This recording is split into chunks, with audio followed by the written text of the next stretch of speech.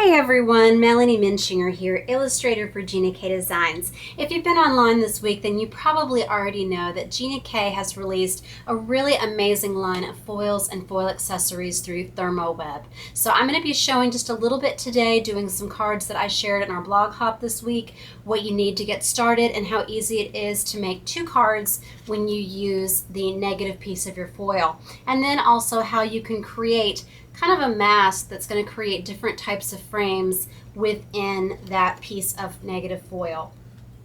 First of all, you're going to need some foil to do any kind of foiling. So these come in 10 different colors. They coordinate with the different colors that Gina sells of her ink and her Pure Luxury cardstocks. They're really thin. You've got 12 sheets that measure 8 inches across. So cut it, and that's going to turn into 2 mats that you can use on your A2 size cards. Then you're going to need something that has toner on it. So these are pre-printed with designs that Gina has selected that are going to be really versatile for your card making. She's got dots, she's got swirls, she's got flowers. So contemporary or elegant designs, she's got it all. Several of the designs are already selling out even after only being online for just a couple days. So on this particular card, I use the elegant florals, but I'm going to be substituting with this Swirls and Flourishes pack. I thought that was a really nice substitute because it has this print in it where the flourishes have leaves, and that's going to go really nicely with the stamps that I'm going to be using to embellish. On the back, she's got information, directions here for you if you've never foiled before or if you need a reminder of how to use this. And you're going to always need something to feed it into your laminator with. So I'm going to show you the laminator in just a second. But I wanted to show you that inside these pre-printed packs of patterned toner paper also is included this little file folder of parchment paper. So this is going to protect your paper. It's just going to keep it all sealed together. This is what you're feeding into the laminator, and she has included that for you. It's already all folded and ready to go. So that's really nice that she's got that included. She's also got tips on the website for different dies that you're going to use with the different greetings and sentiments that she has. I'm probably going to be using the backgrounds more often just because I have so many stamped greetings that I really like using. But what I also really like that she's done here, the different pieces are configured to go with a lot of different dies. So she's got suggestions on the back to kind of help you out if you're not sure, but you'll see clearly this is meant for an oval, but you could come up with something really cool with a circle as well. So when I got my first sentiment pack, I just liked all these designs so much. I went ahead and just laid out several dies right on that same sheet, ran them all through at the same time, and then I'm just going to store these inside the Foil Mate pack for later. So I did a wedding card on these that I'm showing today, but since I'm not getting married, I'm going to go ahead and just substitute one of the greetings from this True Friend pack, sending thoughts, loves, and prayers. So we're going to still have an oval on our card. All right, so we've got our foil trimmed down. We're going to cut that later. Then we've got our piece of the Foil Mate, the Swirls and Flourishes. So again, this is a long sheet. You're going to trim this down, and you might want to use strips. You might want to die cut this, whatever. So this is 4 inches by 5 1/4. Okay, so the laminator that I'm going to be using today, and I'll show you my cardstock in a second, but I just want to show you everything that you need for the foiling. This is the laminator that I have. So the Scotch TL 901, it was $28 at my local grocery store, so just about a mile away. They don't have a huge office supply selection, but they do have a few things, and they do have a laminator. The cheapest price that I've seen for this particular one was $18 at Target, but they didn't have it in store. I would have had to order it, and I couldn't get it in time for the hop. But it's got some information on here just to feed the sealed edge first. There's a little picture, and you always want to do that folded edge in that little leader pouch like I showed you. So you want to heat this up. It said about 10 or 15 minutes on the website. She's got a guide for the different settings that they have tested all these different foils on. So you're going to be able to look at that, and whatever laminator you end up choosing, you'll see what you need to put it on. So this needs to warm up for a little while. I've had it on for about 30 minutes now. There are two different settings depending on what you are running through the laminator. With these, because you have several different layers, you want to use the 5mm setting. And then just wait until that little green light comes on to show that it is hot enough and ready for the foiling.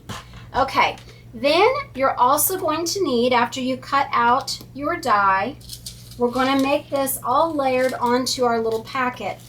So what I'm going to do, and you could foil these separately, but I'm going to show you just a little trick so you don't have to fold twice and you don't have to use more foil than you need to.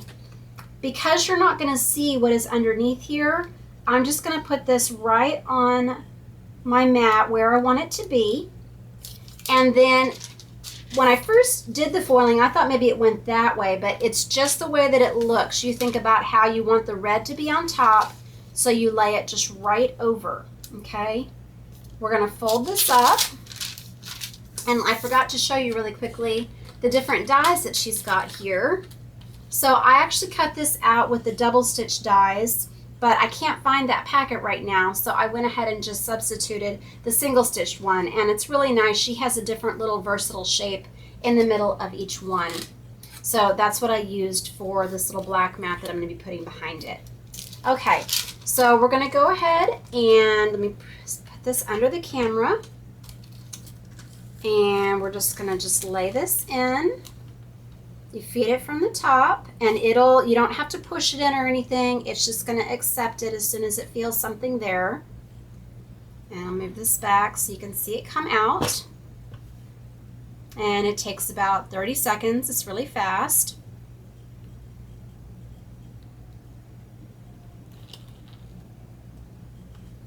And it looks like my little oval moved over a little bit. So if you want it perfectly centered, what I should have done is just gone ahead and put a little bit of adhesive to stick it in the place that I wanted. I wasn't too concerned about that though, if it was offset.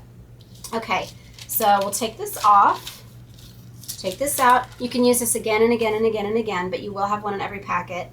And I'm just going to rub down over this, and you'll see, it kind of got askew a little bit. That's okay though. So you can kind of see that start to pop out. You don't have to run your finger over it, but I just like to. And see how that's pulling away? Okay. So sending thoughts, love, and prayers. Okay, so now, see that beautiful foil? Let me put it under the light so you can see that's all over, and it's also on that sentiment. So when you peel this away, now you have got just the black spot on here, and there's a tiny reveal around the edge because of the thickness of the paper. What I'm going to do though, you're not going to see that. You can just layer this on just like this, and then you can do it either way you want, and that's going to go on just like that. So what I'm going to do, I'm going to go ahead and adhere this to the card. But there's also some sheer ribbon that she's selling, the black and gold or white and gold striped ribbon. And what I love about this ribbon, when you've gotten all this beautiful foil on here, you don't want to cover it more often than you need to. So when you lay on a clear ribbon like this, you get to see that texture and that color through it. So I'm going to tilt this so you can see. So this looks like you've got a coordinating velvety red and black ribbon. I just love that. So what I'm going to do is I'm going to cut this down, and I always use my orange handled Fiskars scissors for ribbon. You want to use that on fabric.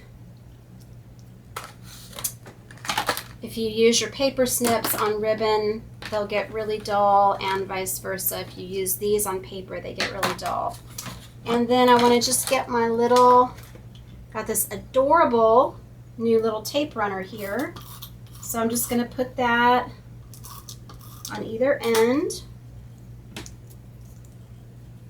and then secure that, and that way I'm not wasting any more ribbon than I need to by having to tie it. And it might get off a little bit, so let me straighten it out a little. Look at it from the front and move it over.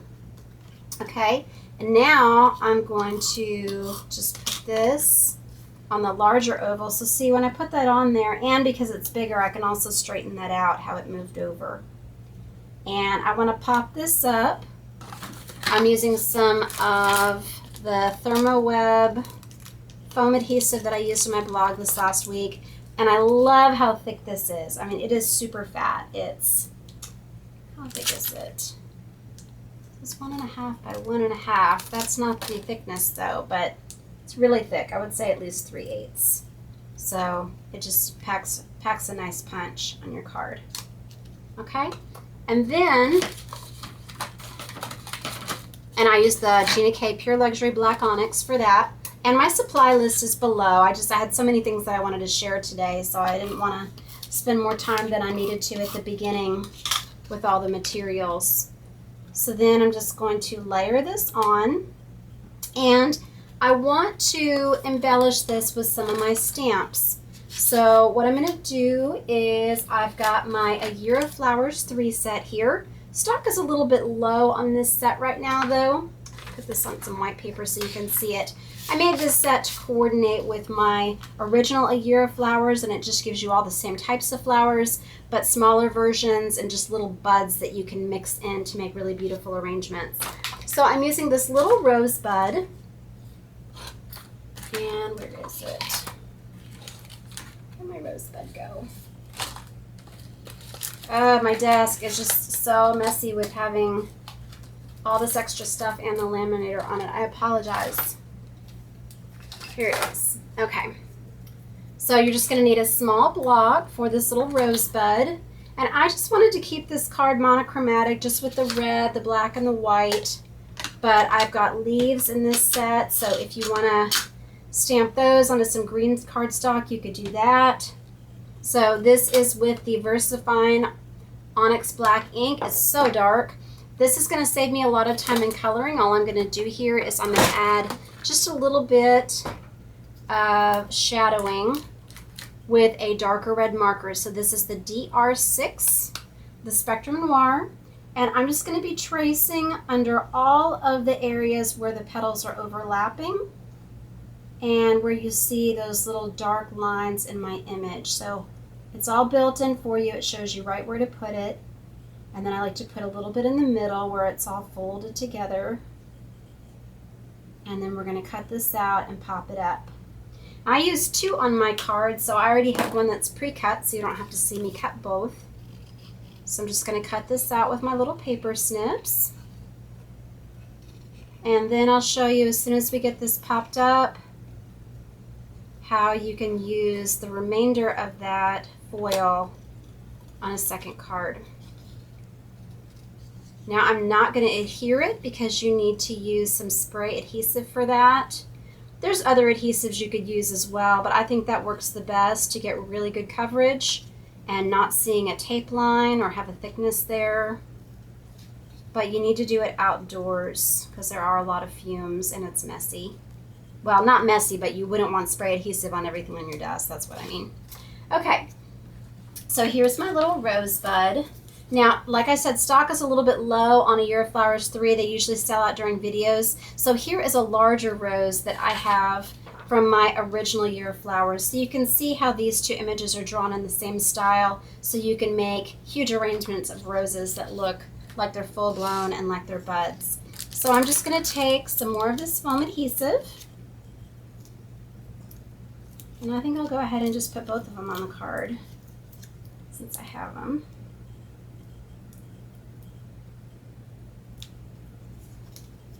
You can just arrange these however you want. Put it like that. And like that. There, isn't that pretty? So I'll show you my original card. So I love just both of these patterns. So here's that first one. You can see on the wedding pattern. So this is from the Swirls and Flourishes, and this is from Elegant Florals, which will be back in stock soon. So here is that negative card that I use. So as you can see, I'm not going to adhere it, so I'm just going to show you how it would look layering it onto your card base. So you can cut it down. What I would recommend that you do actually is to adhere it to your card and then trim it. It's a little bit hard with scissors or with a slicing cutter to get the edges of this foil straight, but once it's adhered to the cardstock, it's just like cutting regular cardstock. Isn't that pretty how that all pops out of the red foil? And then here I just used some of the white and gold ribbon to go over that. And see how you can see now you have that oval space there, and you could do that with any of the dies, the squares, the circles, or the rectangles. So let me know in the comments if you want to let me know which background you like better. Just A or B here if you like the Swirls and Flourish or the Elegant Florals better. But I hope this gives you an idea of how to use these foil products. It's really easy, it's super fun, and they're so beautiful. So more to come. Please check us out at Gina K Designs and StampTV.com. Thank you for watching today. God bless.